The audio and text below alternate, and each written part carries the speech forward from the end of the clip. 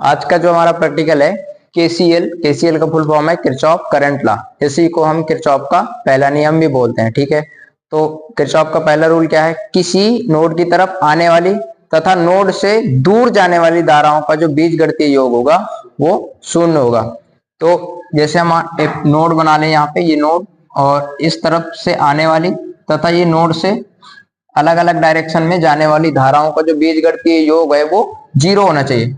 इस नोड की तरफ आने वाली धारा हम आई मान लेते हैं, इससे दूर जाने वाली I1, इससे दूर सेकेंड I2 और ये वाली हम I3। तो जो हमारा केसीएल कहता है टोटल I बराबर I1 plus I2 plus I3। अगर इसी को इस फॉर्म में ले आए तो I माइनस I1, ये प्लस का इधर है तो माइनस का आ जाएगा, माइनस का I2 माइनस का I3 और इक्वल टू 0 होना चाहिए। ठीक है, प्रैक्टिकली हम इसी चीज को प्रूव करने वाले हैं। इसी को अगर दूसरे फॉर्म में लिखें तो sigma I equal to 0, sigma I मतलब टोटल करंट बराबर 0। इसी को अगर इसके फॉर्म में लिखें तो टोटल I बराबर I1 plus I2 plus I3। यहां से अगर 10 एम्पियर की करंट जा रही है तो इन तीनों में जो करंट होगी वो टोटल हमारा 10 एम्पियर के अप्रॉक्स होना चाहिए। प्रैक्टिकली हम यही चीज प्रूव करेंगे। ठीक है, इसको अगर यहाँ पे हम I की वैल्यू 10 रख रहे हैं तो I1 और I2 I3 अगर तीनों को जोड़े तो 10 के समथिंग बराबर होना चाहिए। ठीक है, तो यहाँ पे ये नोड है और ये 3 ब्रांचेस है। इसी को अगर सर्किट के रूप में कन्वर्ट करें तो एक हम यहाँ पे डीसी सोर्स ले लेंगे पॉजिटिव और निगेटिव टर्मिनल के तौर पे। डीसी सोर्स से हम इस ब्रांच में करंट मेजरमेंट करने के लिए क्या लेंगे? यहाँ पे एक अमीटर,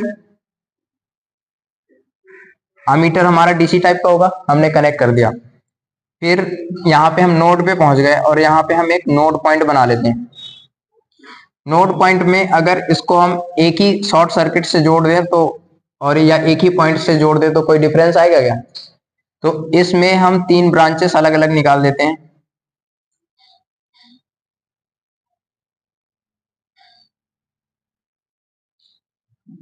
तीन ब्रांचेस निकाल दिए।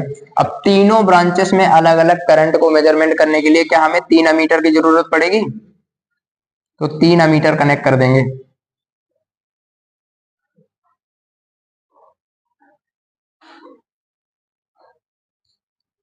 तीन अमीटर हो गए हमारे, ये भी हमारे डीसी टाइप के होंगे। अब तीनों अमीटर में करंट तभी मेजरमेंट करेंगे जब हम 3 इसमें लोड लगाएंगे इंडिविजुअल। करंट कहां फ्लो होगी? जब लोड होगा तभी तो करंट फ्लो होगी। तो लोड लगाने के लिए हम यहाँ पे लोड के तौर पे लैंप का यूज करेंगे 200 वाट का। तो यहाँ पे हम लैंप बना देते हैं।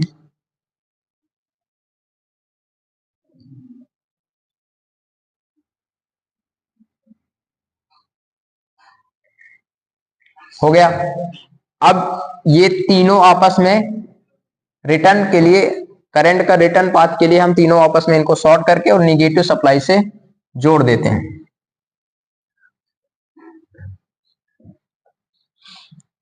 ये तो हमारा अमीटर का कनेक्शन हो गया। अब इस हमारे पूरे सर्किट में कितना वोल्टेज फ्लो हो रहा है तो वो वोल्टेज को मेजरमेंट करने के लिए हम एक वोल्ट मीटर कनेक्ट कर देंगे। तो यहां से हम एक वोल्ट मीटर कनेक्ट कर देते हैं। ये भी हमारा डीसी टाइप का होगा। अब हमें रेंज सेलेक्ट करनी है कि अमीटर की क्या रेंज होगी और वोल्ट मीटर की क्या रेंज होगी। ठीक है, तो रेंज सेलेक्ट करने के लिए क्या करेंगे? एक तो हमें सिंगल फेज सर्किट में यूज कर रहे हैं। सिंगल फेज सर्किट का जो वोल्टेज का मैग्नीट्यूड होता है वो कितना होता है? सिंगल फेज सर्किट में वोल्टेज का मैग्नीट्यूड 220 230। तो जो हम अगर वोल्ट मीटर यूज करेंगे तो कितने का कर सकते हैं? 250 250 का कर सकते हैं। ठीक है, अगर हमारे पास 250 का अवेलेबल नहीं है तो हम 500 वाला भी यूज कर सकते हैं। तो यहां पे क्या लिखेंगे? इसकी रेंज होगी 250 से 500, 250 से 500 वोल्ट की। अब यहां पे देखो 1 2 और 3, इन तीनों लैंप की हम वाटेज क्षमता लेते हैं 200 वाट।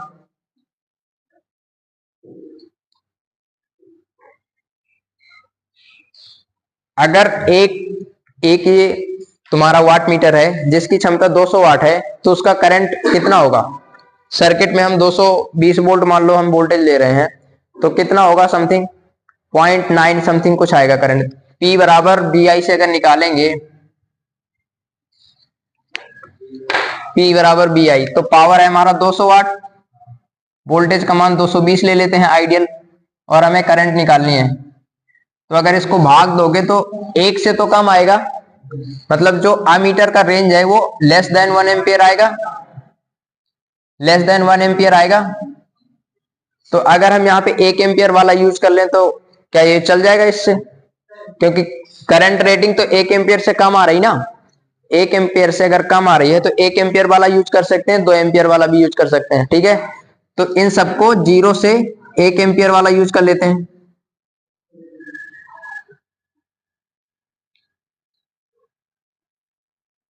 अब देखो यहाँ पे ये तीनों पैरेलल में जुड़े हैं आपस में कि नहीं जुड़े, तो पैरेलल में करंट का मान जुड़ जाता है।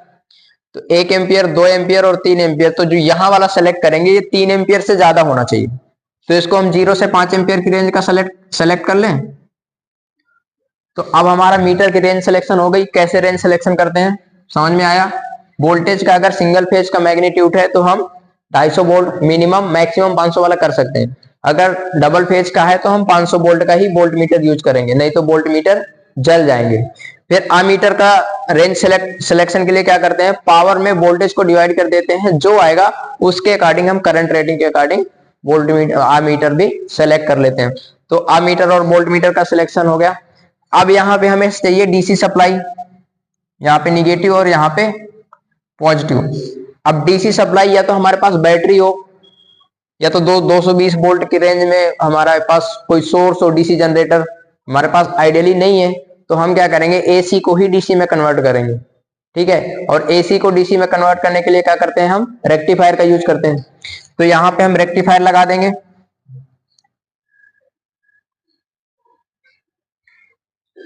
और रेक्टिफायर के 2 पॉइंट होंगे, एक होगा पॉजिटिव और एक होगा निगेटिव, तो उसको पॉजिटिव निगेटिव से कनेक्ट कर देंगे। रेक्टिफायर हो गया, ये रेक्टिफायर का सिंबल हो गया। अब रेक्टिफायर के 2 पॉइंट निकलेंगे एसी के, इस साइड हम एसी इनपुट देंगे तो इस साइड हमें डीसी आउटपुट मिलेगा, ठीक है। अब ये रेक्टिफायर हम इसको प्रैक्टिकली पर्पज के लिए प्रूव करना है, तो हमें अलग अलग रीडिंग चाहिए, वेरिएबल चाहिए। एक में करंट का मान कम करके एक बार रीडिंग लेंगे, फिर ज्यादा करके रीडिंग लेंगे, और तीनों 3 स्टेप 4 स्टेप में रीडिंग लेने के बाद चारों को वेरीफाई करेंगे। तो उसके लिए हमें यहाँ पे वोल्टेज को कम या करंट को कम या ज्यादा करना होगा। इसके लिए हम यहाँ पे ऑटो ट्रांसफार्मर का यूज कर लेंगे। तो ऑटो ट्रांसफार्मर का सर्किट बनाएंगे।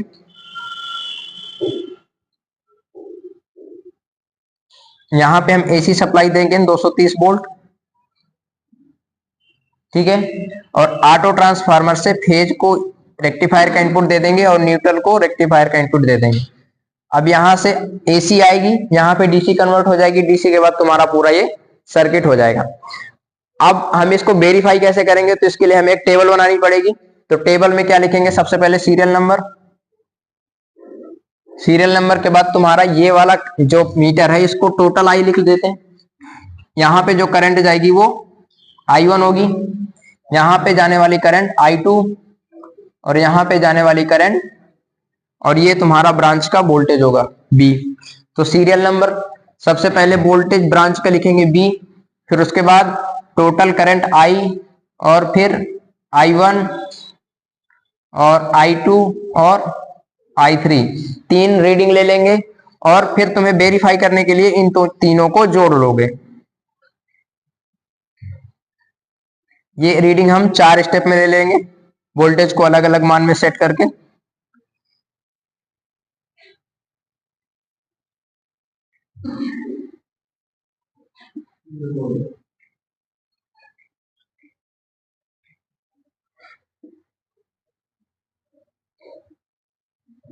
अब ये रीडिंग हमने ले ली, रीडिंग ले लेने के बाद इस वाले फॉर्मूले में इसको पुट कर देंगे।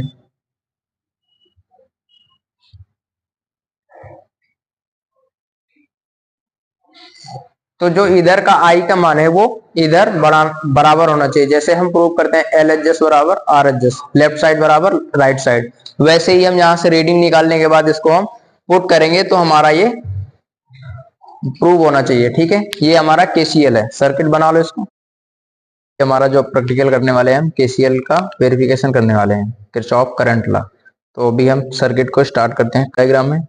तो सर्किट को हम यहाँ से भी स्टार्ट कर सकते हैं या एंड पॉइंट से भी स्टार्ट कर सकते हैं। तो अभी हम एंड पॉइंट से स्टार्ट करते हैं। तो ये हमारे 1 2 3 लैंप है, जो हमने यहाँ पे 1 2 3 लैंप लगा रखे। तीनों की रेटिंग अलग अलग कर रखी है, ताकि जो हमारी हर एम्पियर मीटर में हमारा जो करंट की रेटिंग दिखे वो अलग अलग दिखे।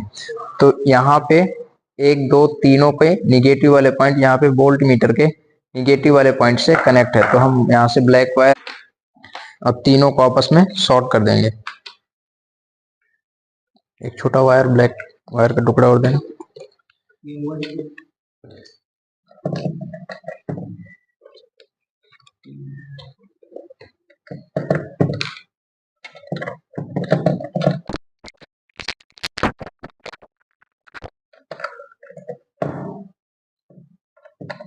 यहाँ से हम इसको कनेक्शन दे देंगे। ये 1 2 और 3 तीनों निगेटिव पॉइंट, और ये निगेटिव पॉइंट वोल्ट मीटर के निगेटिव पॉइंट में। तो ये हम एक वायर वोल्ट मीटर के निगेटिव पॉइंट, ये वाला वोल्ट मीटर यूज कर रहे हैं, तो इसके निगेटिव पॉइंट पे हमने इसको कनेक्ट कर दिया। अब ये तीनों लैंप के पॉजिटिव पॉइंट से एक एक अमीटर हमारे कनेक्ट है। तो इसका 200 वाटेज है, तो इसमें 5 एम्पियर वाला कनेक्ट करेंगे। इसका 100 वाट है, तो इसमें 1 एम्पियर वाला करेंगे।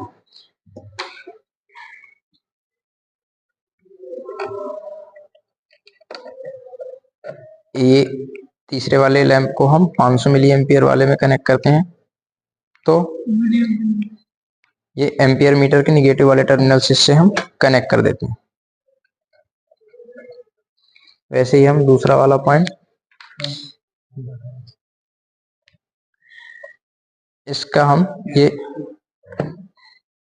दूसरे वाले लैंप का हम 1 एम्पियर वाले में 1 एम्पियर के निगेटिव वाले पॉइंट से कनेक्ट कर देंगे।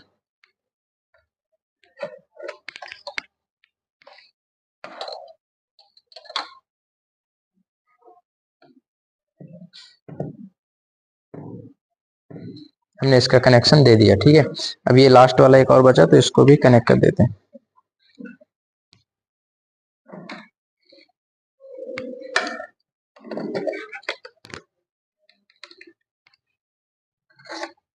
ये तीनों अमीटर के तीनों निगेटिव पॉइंट से हमने इधर मेन सप्लाई लैंप के पॉजिटिव पॉइंट में हमने कनेक्शन दे दिया, और लैंप का निगेटिव सप्लाई से हमने निगेटिव का कनेक्शन दे दिया। अब हमारा अमीटर के तीनों पॉजिटिव पॉइंट जो मेन अमीटर है उसके निगेटिव वाले पॉइंट से कनेक्ट होंगे। तो इसको कनेक्ट करते हैं।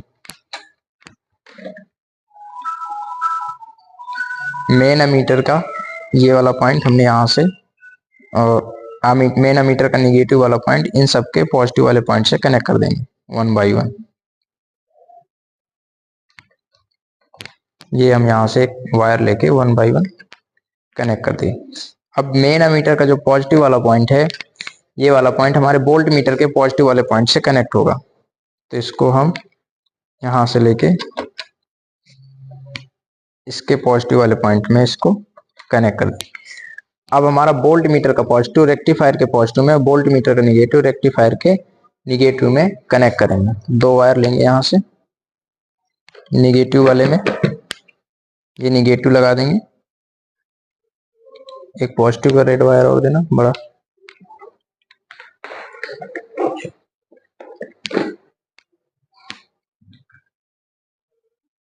और यहाँ से पॉजिटिव सप्लाई को हम रेक्टिफायर के पॉजिटिव सप्लाई को इसके वोल्ट मीटर के पॉजिटिव सप्लाई के साथ कनेक्ट कर देंगे।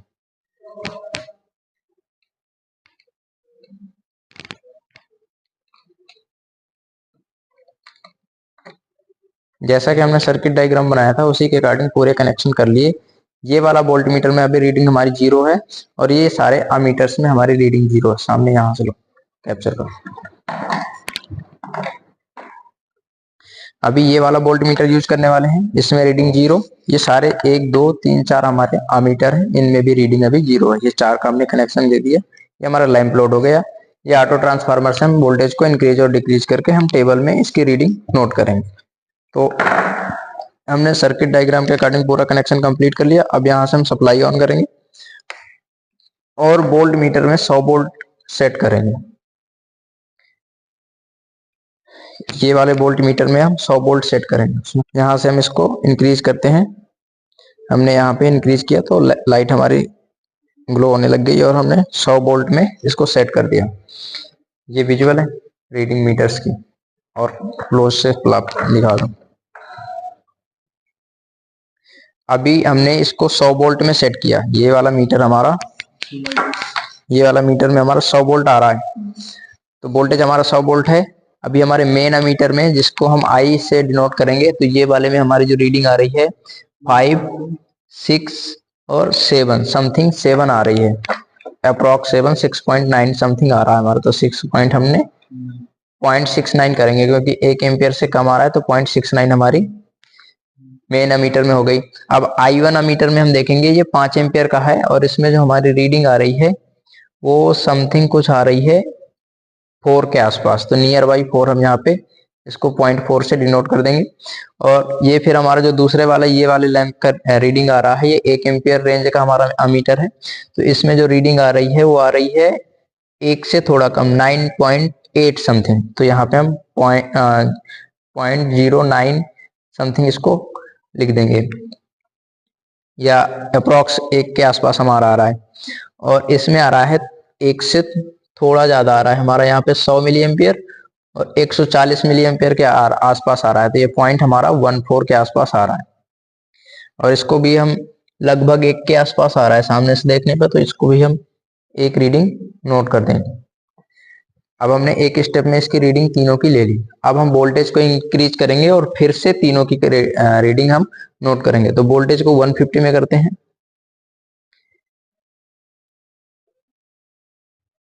ये मीटर से दिख रहे 150 में किया, तो अभी हमारी जो अमीटर की रीडिंग है ये आ गई। पहले वाले अमीटर की आ गई रीडिंग हमारी 9.98 के समथिंग हमारी रीडिंग आ गई इसमें। और इस वाले अमीटर में आ रहा है हमारा 0.5, तो इसको हम 0.5 मेंशन कर दिए। इस वाले में हमारा आ रहा है 1.2 समथिंग।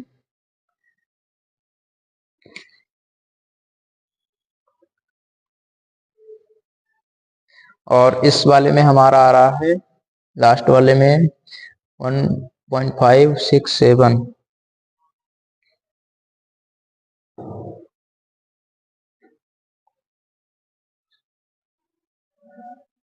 1 2 3 4 5 1.7 milli ampere. ठीक है, तो हमने इसकी रीडिंग नोट कर ली। फिर इसके बाद इसको 200 में सेट करेंगे वोल्ट मीटर में। यहाँ पे हम देखते जाएंगे और ऑटो ट्रांसफार्मर रोटेट करके हम इसको 200 पे सेट कर देंगे। एक पेपर देना ये लाइट को थोड़ा कम करने के, इसी कर दे।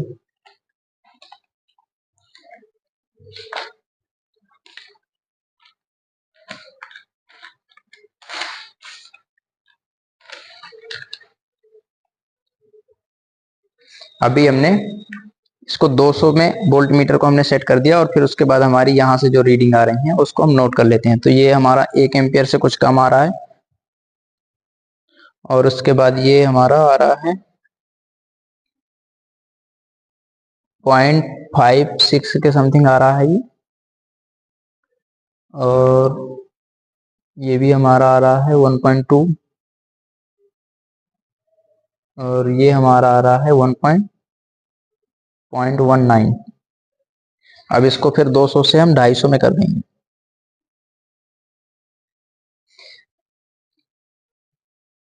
अभी हमारा 1 एम्पियर से थोड़ा ज्यादा हो गया, तो इसको 1 एम्पियर कर देंगे। 1.1 समथिंग है कुछ, और ये हमारा आ रहा है 0.67 समथिंग कुछ आ रहा है। इसमें हमारी आ रही है रीडिंग 0.61 2 2 2 4 1.4 समथिंग आ रहा है। और इसका रीडिंग हमारा आ रहा है 200 मिली एम्पियर से ज्यादा हो गया, 2.22। अब हमने ये कितने में लिया, 150 में, ये 200 में, और ये 250 में। ये रीडिंग हमारी 4 रीडिंग काफी है। फिर इसके अकॉर्डिंग हम इसको जोड़ के टोटल आई और ये आई हमारा इक्वल आना चाहिए। तो इस प्रकार हम इसका कनेक्शन करके इसको प्रैक्टिकली करते हैं।